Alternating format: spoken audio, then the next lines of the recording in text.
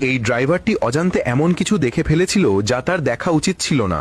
লজ্জা ঢাকতে সে চোখ চুলকানোর ভান করল, কিন্তু তার এই ছোট্ট অভিনয়টা মালিক দেখে ফেললেন এবং সরাসরি জিজ্ঞেস করলেন সে কি দেখলো এখনই।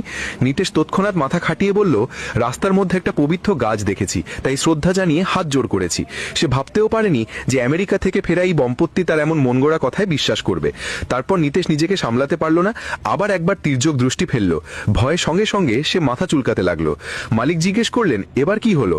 নিতেশ আবার অজুহাত বানালো, যে রাস্তা দিয়ে আমরা এলাম সেখানে একসময় গৌতম বুদ্ধ হেঁটেছিলেন। এত সরল এই দম্পতিকে দেখে নিতেশ ভাবল সেই সবচেয়ে বুদ্ধিমান। দুজনকে তাদের গন্তব্যে পৌঁছে দেওয়ার পর নিতেশ মালিকের গাড়ি নিয়ে নিজের গ্রামে চলে গেল।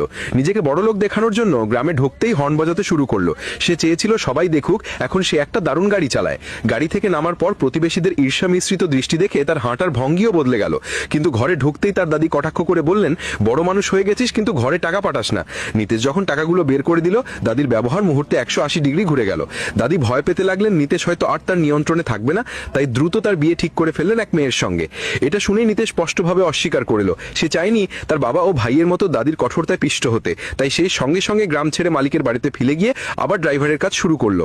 একদিন যখন সে ম্যাম সাহেব ও তাদের অতিথিদের চা দিচ্ছিল, তখন ম্যাম সাহেব অতিথিদের সামনে তাকে বকাঝকা করলেন, তুমি কিভাবে এত অশোভনভাবে প্যান্ট চুলকাও।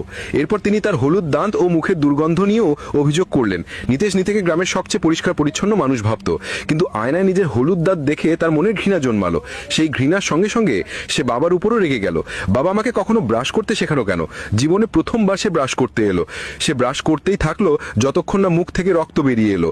তবুও তার দাঁতের রং বদলালো না, ঠিক যেমন ভাবে সে নিজের নিচু জাতের পটভূমি বদলাতে পারল না। আজ ম্যাম সাহেবের জন্মদিন ছিল। নেশাগ্রস্ত স্বামী স্ত্রী কিছু ঝড় তোলা কাজ করতে চাইছিলেন। ম্যাম সাহেব, যিনি গাড়ি চালাতে জানতেন না, জেদ ধরলেন তিনিই গাড়ি চালাবেন। চাকর হিসেবে নিতেশ কিছু বলল না। ম্যাম সাহেব নেশায় ছিলেন আর গাড়ি বাতাসের মতো ছুটে চলল। নিতেশের বুক ধুরু ধুরু করছিল, কিন্তু সেই কিছু করতে পারল না, এবং যা হওয়ার তাই হলো। ম্যাম সাহেব গাড়ি দিয়ে এক ছোট্ট মেয়েকে ধাক্কা দিলেন। এই ঘটনায় মুহূর্তে তার নেশা কেটে গেল। স্বামী স্ত্রী মেয়েটিকে দেখতে এবং পুলিশ ডাকতে চাইলেন, কিন্তু নিতেশ তাদের জোর করে টেনে গাড়িতে বসিয়ে নিল।